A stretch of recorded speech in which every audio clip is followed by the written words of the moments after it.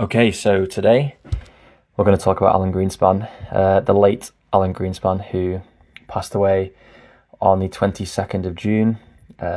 Not so much about his more recent activities or activities from the last 20, 30, 40 years. We're going to be talking about one of his essays from 1966, which is entitled Gold and Economic Freedom.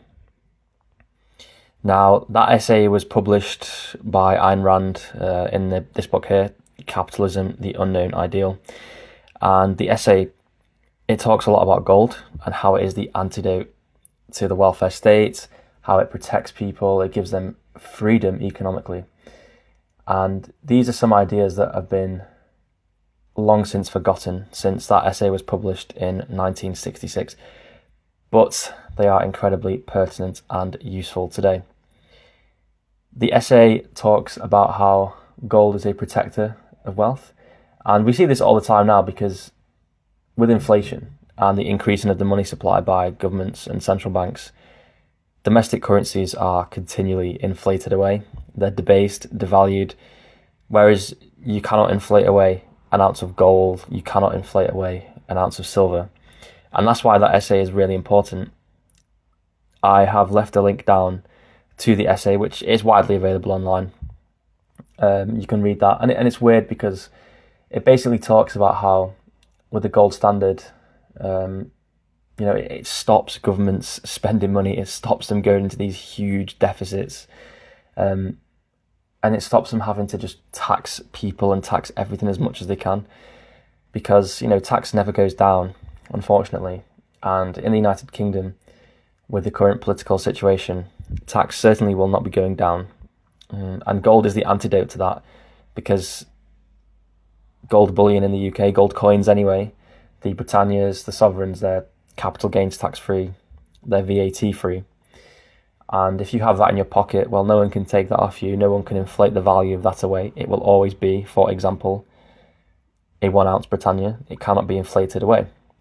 So that's why that essay by Alan Greenspan is very important, and it's forgotten about, it's not talked about, but I implore you to go and read it, because a lot of the stuff that he talks about you can see in today's society, and you can see that's what governments do, that's how countries are run. And it's just very interesting that these ideas were bounded around, about 50 years ago now, 50, 60 years ago.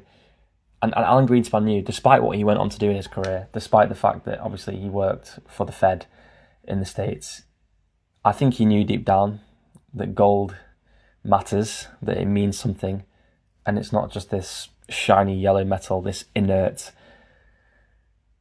yellow metal that we have in society for cultural, religious, celebratory reasons. It means something, it is real money. And yes, as I say, it is the antidote to the welfare state. And for example, in the United Kingdom, public debt is now about £3 trillion. It's 100% of GDP. I very much doubt that's going to improve at all in the near to long-term future. And that's why you need to own gold. You need to have some exposure to gold. Of course, there are different ways of doing it. You can own the gold directly, or you can be invested in mining stocks. But as I said, gold is the antidote to the welfare state, and it stops this deficit spending that now is so rampant across the world and the globe. So please go and read Ayn Rand as well, but also go and read the essay that I will link in the comments by Alan Greenspan.